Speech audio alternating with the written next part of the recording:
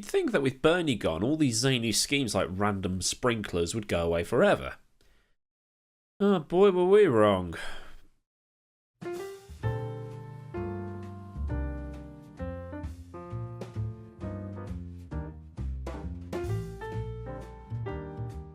To quote one of the great philosophers of our time, a certain Mr. Homer J. Simpson, the only antidote to a zany scheme is an even zanier scheme, because reverse grid racing was put forward recently and that idea was kicked into rosette pretty damn quickly.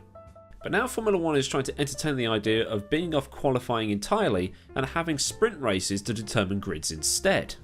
This will go to a vote tomorrow, so Thursday the 11th of February, and we will see where it goes from there. Now, it needs 28 of 30 votes in favour of the new rule proposal to pass, and those 30 votes come in the form of 10 votes from the FIA, 10 votes from Liberty Media, and 10 from each of the teams. So Ferrari gets one, Red Bull gets one, Mercedes gets one. You get the idea. And if the vote is successful, it will mean that the FIA will trial these new races at the Canadian, Italian, and Brazilian Grand Prix. Basically, the super fast boy tracks that Mercedes will still win on. And if these races work, they'll look for a more permanent slot for them to occupy in 2022, when the new regulations come in. These sprint races will replace the Saturday qualifying session, something that the FIA has been wanting to do for a while. Remember that quickly abandoned last dude at a certain time gets eliminated from session thing they trialled in 2015? If you don't, it's probably for the best. Was it even 2015? Don't know, don't remember, don't give a f***. The grids for these sprint races will be based off a qualifying session on the Friday that will replace the second practice session. So basically, Hamilton will be on pole and get the race win. The final result of this sprint race, where the top 8 then get reduced points over the estimated 100km distance, will then be the grid for the feature race on the Sunday, you know, as per normal. So Hamilton on pole and the race win then. This really isn't going to go the way the FIA planned, is it? So sad, so sad. It's a sad, sad situation. And I tweeted earlier today about all of this, you know, sprint racing, reverse grids. This is spec series and touring car stuff. In spec series, sprint and feature races work because the cars are effectively the same and it's down to the drivers and teams to extract all of the performance. And in touring cars, these things work because the racing is just so much closer. Just look at our domestic touring car series. You got 3 sprint races of about, 25ish minutes, and then a reverse grid draw for the final one. The best drivers still end up at the front. In Formula 1 it's completely different because each car is unique to each team. To an extent. But the thing is in Formula 1, it's fucking expensive. This is supposed to be the series where engines and gearbox have to last between 5 and 7 races, the series where a front wing costs upwards of 200 grand, and the epitome of motorsport engineering.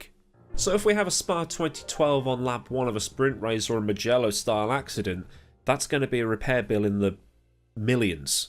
And the FIA has proposed a grant to cover some of those costs. It's £55,000.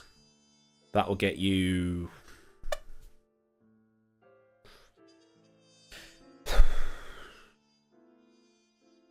3/4 of a steering wheel. But I can see the comments coming already. Grosjean's not going to be in F1 this year, so there won't be a Spa 2012 style crash. Ha ha! Grosjean bad, Grosjean crash. Memes! So what will happen is, nobody's going to race. They'll tootle around on reduced power and only pick up positions when absolutely necessary. Then Max's Honda engine will throw a wobbly and people cry about that because he's the best driver on the grid and now he has to start from the back and it's not fair. Okay then, so that is now WTF1 viewers and the Orange Army Tech. Good, right, who's next? So instead of improving the show, we're going to get what people call F1 anyway. A parade that Lewis Hamilton wins. And will Haas and Williams take the risks on getting up the field? No. It's too expensive if they wipe themselves out.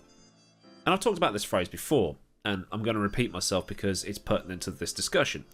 Improving the show. Right, this is sport. This isn't a film. This isn't a video game. This constant faffing about with the rules and changing them on a seemingly weekly basis is going to do nothing. Not every race will be what everybody thinks the 80s was. It's the same way that I've seen way more boring 0-0 draws in football than I've watched goal fests. But then again, I'm a Warsaw supporter. And this is another point. You don't see FIFA making the goals bigger so that we get constant stream of 35-yard screamers, or giving lesser teams or recently promoted teams to the Premier League a leg up on points to make Manchester City and Liverpool catch up. Football has had the same rules for... football's had the same rules for over 100 years. And then VAR happened. Now, yes, I understand that motorsport has to evolve, the regulations have to change, and the formula has to change given the way things are progressing. But still, and why can't I get consistent lighting in here? So like I say, sprint racing, reverse gridding, it's for touring cars. It's for spec series. It's for junior categories. It's for cheaper forms of motorsport than Formula 1. And I want this to fail in a huge way. The Sky Sports understands that if this does pass, it could bring in new teams. Apparently some interest has been shown from some mobsters, a very attractive blonde, a hillbilly and his pet bear, and 2 cavemen. Stop messing with the sport in the name of entertainment. So there we have it, a strongly worded opinion piece on this ridiculous sprint race idea that F1 wants to bring in. If you think I made some good points, click the thumb up and subscribe with the bell on to get all the latest.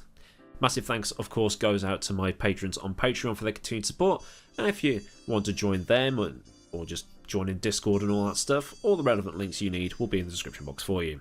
So until next time, I've been AdmiralLaWind, have a great day wherever you are in the world, and I'll see you all again soon for another video. So until then, goodbye. That looks really pretentious when I do that. Goodbye. Ugh.